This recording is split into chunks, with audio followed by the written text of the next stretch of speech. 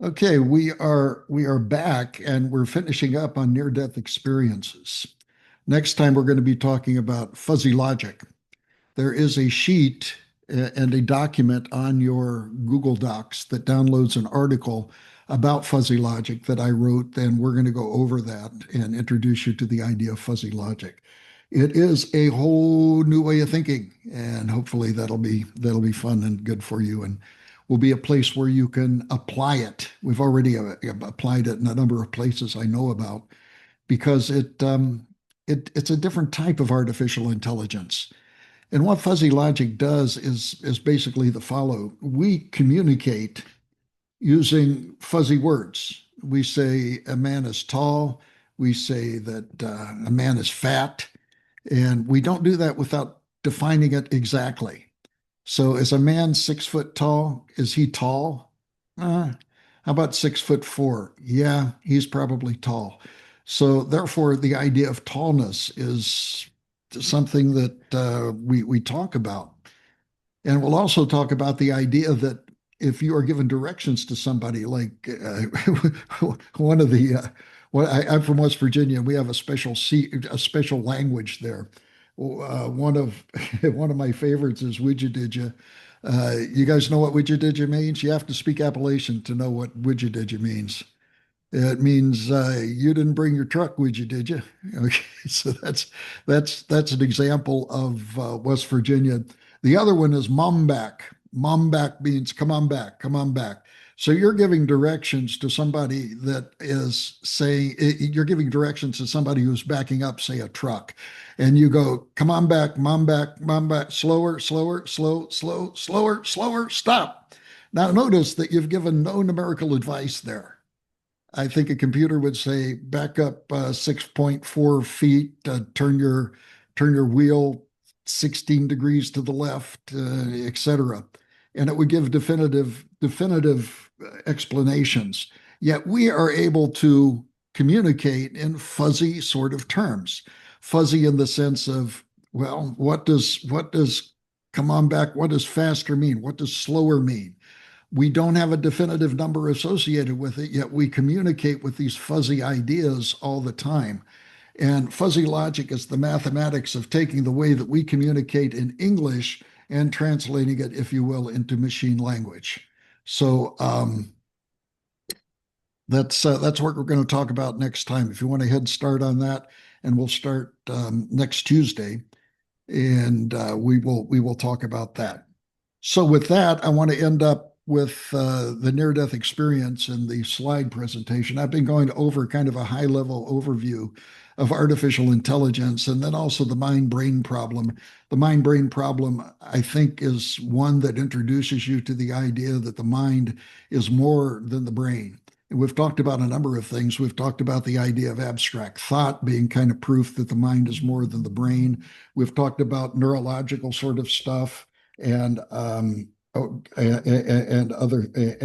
such things. So, with that in mind, let's go ahead and get started. A guy named Bruce Grayson. He was a medical doctor, not necessarily a theist at all. But we've been talking about near-death experiences and the fact that there's been thousands of them documented, and they're just fascinating. Are these just bloviated anecdotes? Well, if you have enough anecdotes, those anecdotes become evidence. And the evidence then leads you to theories. And the more anecdotes, the more evidence there is. Grayson was a psychiatrist, and he was a medical doctor, psychiatrist or medical doctor, and he was treating a woman who had overdosed on something. And she was in a coma, and she was kind of out of it, if you will. And he was having lunch in the hospital cafeteria. Now, at the time that Grayson became interested, they used something called pagers or beepers. And pagers were something that people carried around. And when somebody called the main office, they would beep you, and you would have to call a phone number. So he was sitting there, and he was eating something like a hamburger and with ketchup, and his beeper went off. And the beeper went off and it buzzed and made a sound. And they used to have something called beepilepsy. Beepilepsy is when you respond to a beeping beeper or a beeping pager. So he experienced beepilepsy, and he was wearing a flannel suit, and he got ketchup all over his tie. And so he did the best he could to take off the ketchup, and it wasn't totally successful. He still had a red spot on his tie. And anyway, he was sitting there, and the sister of the overdose person came in and sat down and had a conversation with him. And after that conversation, she got up and left. And then he went and saw the person who was in kind of a coma, kind of dead, if you will. She woke up and she said, "Yeah, I had a near death experience." And he says, "Well, what?" He says, "Well, you were talking to my sister." Now, first time you hear about near death experiences, you think, well, that's just baloney. But the the woman gave him veridical evidence. Veridical means if you have a near death experience, can you describe something that is evidence of your near death experience? It's not just a story, but you can give evidence. She said, "Yeah, you were talking to my sister." And he said, "Well, yeah, I was talking to your sister, but that's something which is common." And she said, "You were wearing kind of a flannel suit and there was something red on your tie." So she identified immediately a veridical evidence that indeed that Grayson had talked to her sister. And this intrigued Grayson, and he decided at that point he was going to look into this idea of near-death experience. He went in head over heels, and he was the co-founder and president of the International Association for Near-Death Studies. So he started a medical discipline associated totally with near-death experience. He was the editor in chief of the Journal of Near Death Studies. This was a serious medical journal that studied near death experience. And he had credentials. He was a distinguished life fellow of the American Psychiatric Association, and he's received a lot of awards. I mean, great people doing great research get a lot of awards. And he spent his entire career investigating these near death experiences. He wrote down his final memoirs in a book called After, and you can see the cover of the book there on the right. A doctor explores near-death experiences, what near-death experiences reveal about life and beyond. So Grayson published this after he retired. I believe he's still alive, but he had spent an entire career studying near-death experiences and wanted to document it. In the conclusion of the book, he goes through his final assessment and he says, after 40 years of NDE research, near death experience research, the mind is different from the brain. So he concluded from a medical perspective that the mind was different from the brain. There are conjectures, but there's no standing theory explaining near death experiences. Does this mean we'll never have a naturalistic explanation of near death experiences? Well, one should never say never, but it looks that this has been studied for a long time, and thus there are no theories, and there's nothing on the horizon. There's nothing that's compelling that tells you what to do. Now, there were surveys which were made of people which had near-death experiences, and here were some of the findings. 90% have feelings of peace. That is very interesting because when you die, you don't have feelings of peace if you're doing okay. 75% have feelings of joy or bliss. Two-thirds sensed a feeling of cosmic unity. I'm not sure what cosmic unity is, but one with the universe, maybe? I don't know. 75% reported an encounter with a loving being of light, and this is independent of your faith, apparently. And 25% had a life review. And we went over this at the end of last lecture, but I wanted to go over it again. A life review is when you go through your life and you witness the important parts of your life. And invariably, these life reviews have to do with your interrelationships and not your accomplishments in the world. One guy came back, and I think I mentioned this last time. He came back and he says, "Well, my life review, nobody mentioned all the awards that I won at work." Nobody mentioned that I was a distinguished professor. Nobody mentioned all the publications I had. Nobody talked about in my life review talked about all of the grants that I attracted. It was most of all my interrelationships, how I affected other people. Very interesting result. Uh, and this is also something I talked about at the end of the last lecture. Jeffrey Long, who was an MD into near-death experiences, said that the experience was definitely real. It was not a dream. I mentioned it. Let me say it again because education in part is repetition. Uh, when you have a dream, you wake up and you say, "Oh, that was an interesting dream," and then you go in and start to cook your breakfast, and you think, "Well, what was that dream? What was that dream about?" It totally fades. This is very different from having a real experience. And the people that have had near-death experiences say that it was definitely real. It changed their lives. Now, it's one thing to read about this, and it's another thing to actually listen to the people talking about near-death experiences. And I'm going to show you some clips. These are from a Christian perspective, and if anybody finds any clips otherwise, I'd be interested in seeing them because I haven't been able to find them. But we're going to look at two people that did stand on the front porch of heaven, and then we're going to look interestingly at a guy that claims in his near-death experience he went to hell. Wow. Okay, the first one is not that big of a deal, but it's kind of fun. It's about a guy who was a druggie and a plumber, and he was a druggie and a plumber, and he overdosed. The person on the right is a mechanical engineer. He got his bachelor's degree in mechanical engineering. My friend Walter Bradley just passed away, and the guy at the right, John Burke, was one of the speakers at Walter Bradley's funeral because Walter Bradley, who he basically put together all of the engineering program at Baylor. When I first came, there was only engineering, and now there's electrical engineering, there's mechanical engineering. We have what data processing, data science. We're starting chemical engineering, bioengineering, all sorts of different things. And he was the one that was the genesis of that when he came to Baylor. He was also my friend, and he was responsible for me being here. So John Burke was a friend of Walter Bradley, and he was a mechanical engineer, but he became a Christian, and he decided to be a pastor also.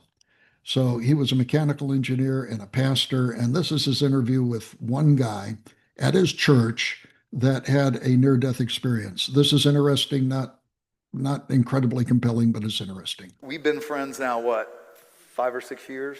Yes. Something like that? Correct. And you had told me that you had never even heard of a thing called a near-death experience until you and I talked? That's right. That's right. And yet you had had one. Yes, that's correct. Why don't you take us back to that day and tell us how you got there and what happened? I would love to. Well, let me take you back to the beginning. In 1997, my wife and I met in a drug rehab. I tell people that I was bad, she was bad, and together we became worse. We went to AA, NA, CA. We went to all the A's. We went to AAA. It's a tow truck company. They would have just hauled us off. But needless to say, we were in bad shape. My wife is from Brazil, and she had came to this country when she was a teenager with the church. And God told her that she was going to marry a pastor and do great things for the Lord. So we're sitting there with a plate full of cocaine, and she begins to tell me what God had told her. So even after rehab, you got back into drugs? After rehab, we got back into drugs. I'm sitting there with a plate full of cocaine. She begins to tell me the vision she had as a child, or when she was a teenager and came to America. I looked at her and I said, I believe you got the wrong guy because I'm a little Catholic boy and we're just drive-by Christians. So that's all I know about Jesus or God. Immediately after she tells me that, as I'm there, I have a cocaine overdose. And when I had this overdose, I heard this voice that said, just give up, let go. And at the same token, I heard this other voice that says, fight to live. But at that point, I just felt that if I died, it would all come to an end. The misery would stop, and everything would be done with. But it wasn't. Immediately, as they were lifting me up, putting me in the ambulance, and my wife was getting in, and we were headed to the hospital, I flatlined. They lost me. And so as I died, immediately I wake up and I'm in this totally different place. It felt like somebody grabbed me and dropped me in this outer darkness, and I start racing down this bottomless pit. As I'm racing down this pit, which seems like forever, it's the blackest, darkest, and as I'm racing down there, it's then when I realize, hey, I'm going to hell. But I said, well, there's something wrong. I mean, I shouldn't be going to hell. I'm not a bad person. I didn't kill anybody. I didn't do anything really that bad. And it seemed like as I began to justify myself, this thing went faster and faster with every time I tried to justify my actions and who I was. It's at that point I thought, you know, I really got scared because I realized that I was going to hell. I had no control of this, and I didn't want to go to hell. I cried out to the Lord and said, God, I really need you at this point. And then all of a sudden, I feel the Spirit of the Lord come next to me. I didn't see a face or anything. I just felt His presence. And in the darkest hour when God showed up, there was this peace. It felt like all of a sudden everything stopped and stand still. Like you stopped dropping? That's correct. And I just felt God's presence right next to me. And all of a sudden, God asked me a question I'll never forget as long as I live. He says, Paul, what have you done with the life I've given to you? At that point, I began to think, you know, I better answer this question correctly because my eternity laughed. So here I'm trying to figure out what's the right answer. And as I'm thinking about it, I knew what Adam felt like to be before God because it felt totally exposed, totally naked before the Lord. Because every motive, every thought, every intention that I had, it's like God could see it before I could even think it. And so before I could even open my mouth and say anything, my whole life flashed in front of me as big as the sky is. It was then that I realized I had lived for me, myself, and I, and that was my Trinity. It was the worst moment of my life. Because it was then that I realized the shame that I had before the Lord. I never gave Him glory or honor, never acknowledged Him. I was a selfish man. Did you know, some people talk about that life review and it's like you literally re-experience it. Was it like that? It was. And I realized that it was God because we all have deep, dark secrets. And in that film, God didn't miss a beat. He showed me everything good and bad I did. At that point, I was 30 years old, so from childhood all the way. And when, you know, eternity is different from this time. Everything went so fast and yet so slow, and I didn't miss anything. It was then that I realized that I deserve hell. And I told God, I said, you are just in sending me to hell. I'm a sinner. I've done nothing with this life, but God, if you would please allow me to come back and tell the world, because I don't want anybody to come to this place. I said, God, I just want to tell the world that there's a heaven and a hell, nothing in between. Tell them about your love and your mercy and who you are. And all of a sudden, bam, I wake up, I got the IVs, I'm in the hospital. I look at Lillian and I told her, I said, I found that God you've been telling me about, and from this day forward, I'm going to serve Him.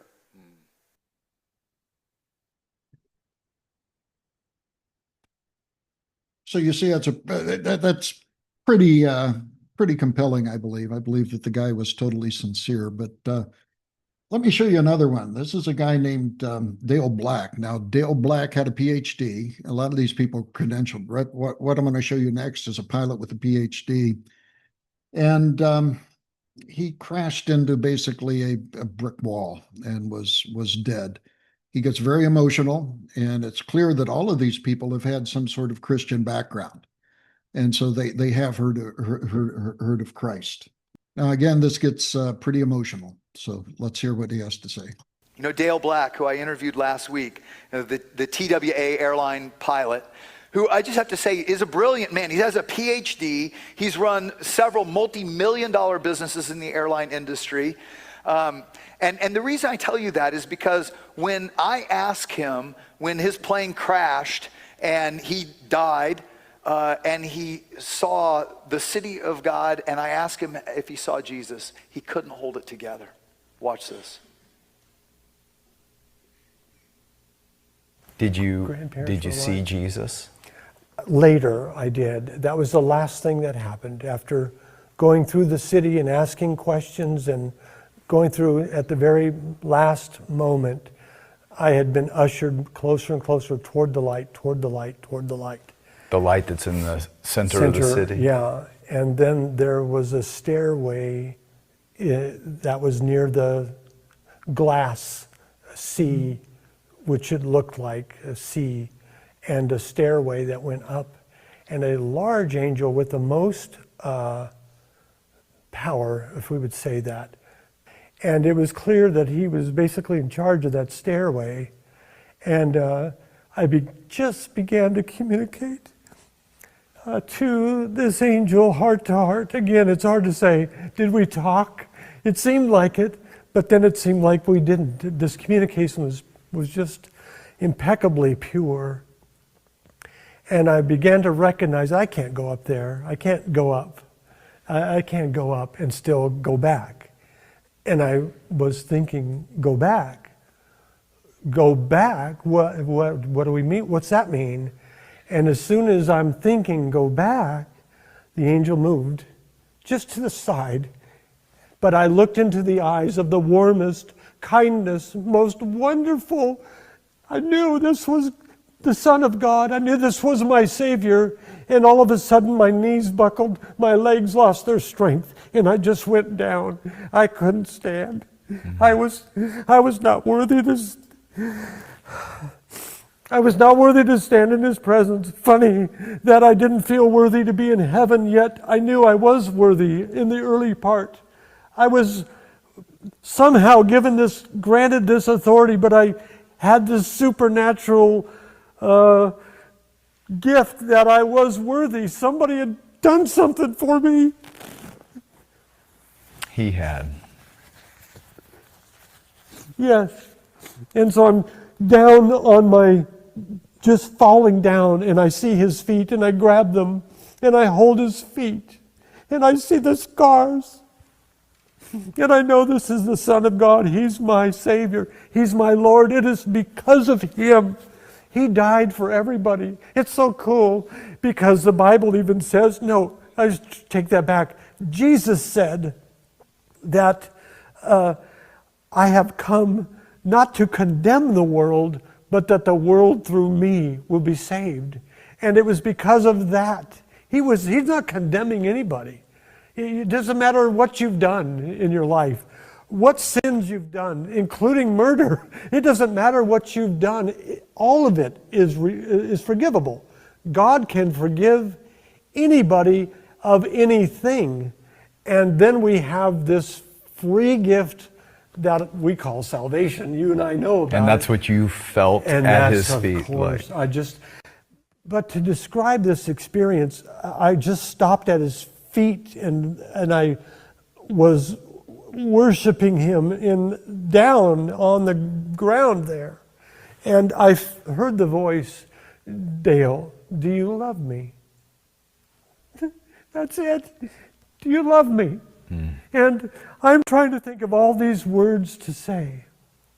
And I'm getting ready to say, in a sense, I'm getting ready to say, but I've said nothing. And I'm getting ready to say, of course I love you, Lord. I remember who you are, what you do. I'm getting ready to say that.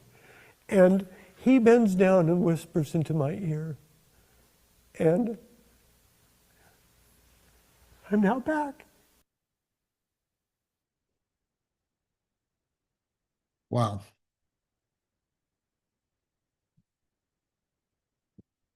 Okay, let me try one more. This is a professor, and he had distinct problems. You know, if these people go to heaven, there's some people that are going to go to hell. So let's look at him. I had known from some time in that afternoon that I was dying. I knew absolutely, but I didn't want to die because I was an atheist, and I knew that I was terrified of it because dying means the end of everything. I was a 38-year-old college professor.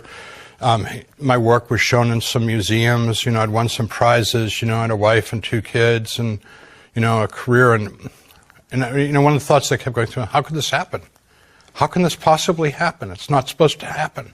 And I felt wonderful, unlike I'd ever felt in my entire life. And my eyesight, my hearing, my taste, my smell, and I'm thinking about my senses, and I can. So you still don't know you're dead? No. And you feel I haven't figured this alive? out. You feel I feel good? more alive than I've ever felt in my entire life.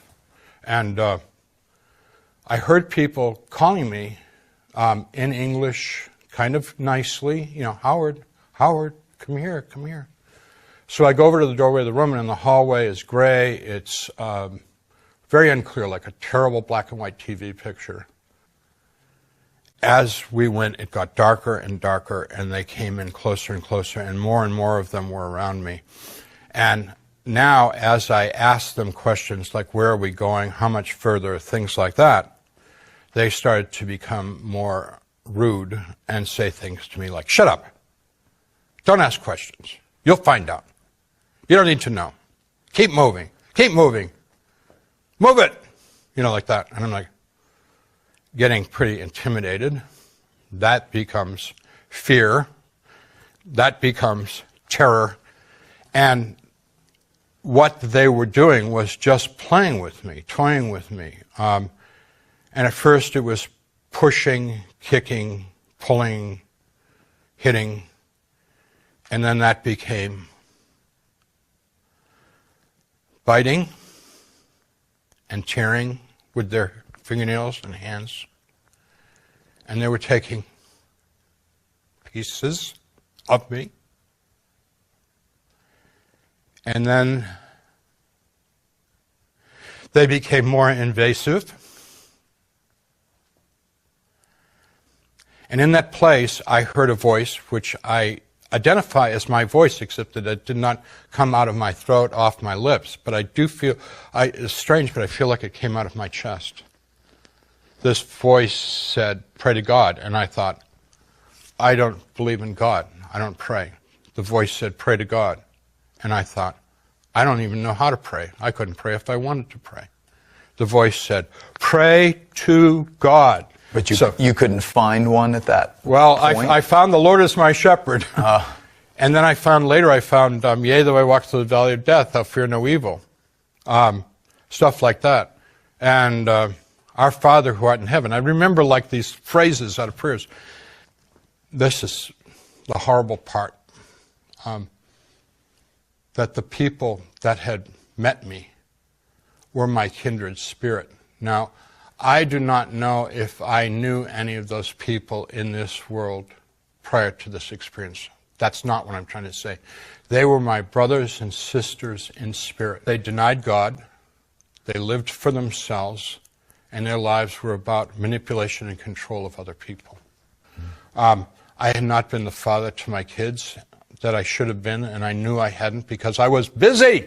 I was trying to be somebody, like the football games and the band concerts and the choral concerts and the theater performances. That could all wait because I was busy being important.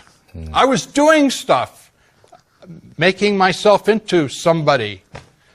In that, this memory comes of myself as a little boy sitting in a Sunday school classroom singing, Jesus Loves Me. Why would he care? He must hate me. I'm so sorry. And I thought, enough of this. I'm done. I don't have anything else. Jesus, please save me. And when I said that, I saw light, tiny little speck of light, and it very rapidly got very bright and came over me. And I saw out of the light hands and arms emerge out of this impossibly beautiful white light. And these hands and arms came out and they reached down and they touched me. And when they touched me, in that light, I could see me and all the gore, and I was roadkill. All that gore began to just dissolve and I became whole. And much more significantly to me than was the physical healing was that I was experiencing a love that is beyond, far beyond words. If I've never been able to articulate it, but I can say that if I took all my experience of love in my entire life and could condense it into a moment, it still wouldn't begin to measure up to the intensity of this love that I was feeling.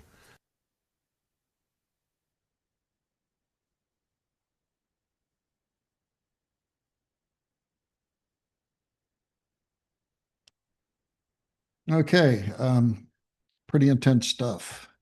Again, this is uh, from a Christian perspective, people that had encountered Christianity before their near-death experiences. But you can see by listening to these people that they believed in the near-death experience. So one thing is that you can read about it, but if you listen to the people that have actually experienced it, you got to say that they're either incredible actors, and I don't think they are. You have a guy with a PhD in an airline pilot and an old professor of art, I guess it was, and you can really tell that they believed it. Both of them came back, and they did a lot of stuff. We've seen this guy who was the drug addict. Currently, he's a plumber who had a near-death experience and came back. That was pretty interesting. Dale Black actually documented his experience in a book called Flight to Heaven. And he's since written a lot of very interesting books. And I have not listened to Flight to Heaven, but it is on my list. And he's the one that had this near-death experience. And then the last one that we heard, the guy that went to hell, was Howard Storm, Dr. Howard Storm. And he documented this into a book called My Descent into Death. And you can see that there is no doubt that he experienced this. He came back and he actually went into the Christian ministry because of his near-death experience. And you can read about that in his book and what the effect on his life is. You'll find out that people that have experienced near-death experience come back and their lives have changed. They're no longer afraid of death, and they have had incredible experiences that just changed them. I think I mentioned that my wife's grandfather had a near-death experience, and we talked about it, and he said, "Yeah, it changed my entire perspective. I'm no longer afraid to die," and so it's interesting. So these are not bloviated stories and anecdotes made up by people. There have been thousands of people that have experienced the near-death experience. And it reminds me, as a Christian, of a verse in the scripture. It says, "O death, where is thy sting? O grave, where is thy victory?" Because indeed, if my friend Walter Bradley says, as my friend Walter Bradley says, if this is a step, the front porch of heaven, then indeed this is an incredible victory. I would go back and I would ask you to look at the book Minding the Brain. This is a book that I co-edited, and it's about the mind and the brain. There is a chapter in there about near-death experiences, as well as this idea that you're going to be immortal because of abstractions. There's a lot of neuroscience in there. Michael Ignor has a chapter in there. And he also wrote a great book called The Immortal Mind, just released a few months ago. And it's a neurosurgeon's case for the existence of the soul. A very, very fascinating book. I recommend it. It's by Ignor and Denise O'Leary. Denise O'Leary is a gifted science writer. And most professionals like me, and maybe Michael Ignor, I can't speak for Michael, but we're not gifted writers. So sometimes it takes a gifted writer to look at our prose and actually do something about it. So in this last two lectures, here's what we've covered. We've asked the question, is your mind more than your brain? And are you a computer made out of meat? We have talked about 4 different main topics. We went over the different models of consciousness. All of the models of consciousness, except the mind-brain duality, assume a naturalistic solution. And there's, if you remember panpsychism, there's this idea that we're going to get consciousness through some sort of magical happening as things become more and more complex, that it's simply going to appear. We went through neuroscience. We went into the calosotomy, where you split your brain. And no, you don't return as two people. You're still one person. First time I heard that, I thought that was astonishing. And there's been thousands of these operations done. I met David Copps, who I've done a podcast with, and we spent a whole podcast talking about his corpus callosotomy and the change that it made in his life. Yeah, of course, you have some challenges at the end. Your right side can't tell your left side what to do, but there's a miraculous thing called neuroplasticity where those channels are brought back and regrown. And we talked also about free won't. And free won't is this incredible pathway between your brain to tell you what you want to do before you know you want to do it. And it sounds like there isn't free will. Well, maybe there isn't free will, but there's free won't. You don't have to follow that. I actually think that this is biblically, the Judeo-Christian Muslim sort of ethic is that man was born in sin, and therefore we know what is wrong. And sometimes our brain tells us to do things which is wrong. Like when I smoked, that was wrong. I knew it was wrong, but I volunteered to acquiesce to the demands of my brain instead of exercising free won't. And then the last thing is the near-death experiences. We went through some of the documentation. The Pam Reynolds case is the most documented of all, where they took this woman, tilted her on her back, drained all the blood out of her brain. Oh my gosh. And she came back and still lived a few decades. She was a remarkable woman. And so we have a lot of evidence about near-death experiences. And again, I've mentioned this before, but it turns out that the reason we're experiencing more near-death experiences is simply because the advancement of science and the idea we can bring back people a lot better now than we ever could. So here is a spiritual sort of interpretation of things. And by the way, everything that I've presented has been as it was made. A lot of it is just scientific fact. And now there's the coloration of the Christian identity and the people going to Christianity. But in the creation account, Genesis 1:27, so God created man in his own image. In the image of God, he created them, male and female, he created them. God created man in his own image. God is a spirit. And therefore, if he created man, according to the Bible, and this again is spiritual, if he created man in his own image, then that means he created us also as a spirit. And so there's a spiritual dimension to who we are. And that's my conclusion, I think, both scientifically and as something which is incredibly consistent with my faith. So in the notes, and by the way, you should be able to download all of the PowerPoint presentation in PDF form from the sheet. And here are some different places where you can look if you're interested more in the near-death experience. One is John Burke's 7-part YouTube series. He does a lot more interviews with a lot more people, including the neurosurgeon who was tipped over in a kayak. He does an interview with her. I did an interview with my friend and hero, Walter Bradley, about near-death experiences and his work with John Burke and writing John Burke's book. And then there is John Burke's book, Imagine Heaven. Now, clearly that's written from a Christian perspective because John Burke is a Christian. And then there's Colin Burpo's story, Heaven is for Real. Now, I shared this with somebody and they said, oh, that's been debunked. That little boy grew up and he totally denied everything that was in the book. They confused it with another book called The Little Boy That Went to Heaven. The Boy That Went to Heaven is another book. It isn't called Colton Burpo's story. It's another book. And these people, yeah, they were trying to actually cash in for money. So they saw the Colton Burpo's story and they saw that they made a film out of it, by the way. You can actually go watch the film about Colin Burpo's experience, Heaven is for Real. And they thought they would cash in on the story and they would publish their own story, The Little Boy That Went to Heaven. And the boy grew up and he said it was just a bunch of baloney. So if you hear that Heaven is for Real is been debunked, no, it hasn't. People are confusing it with this other book.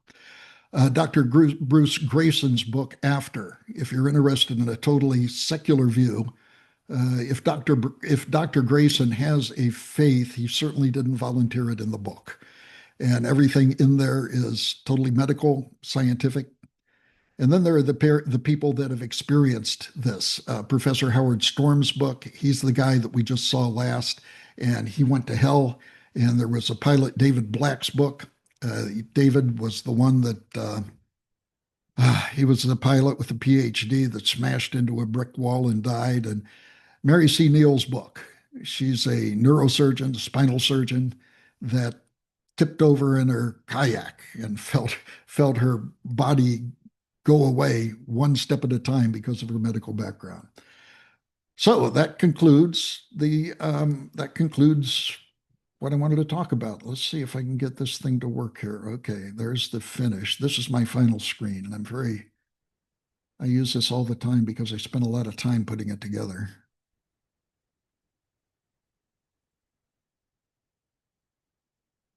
Isn't that nice? Okay.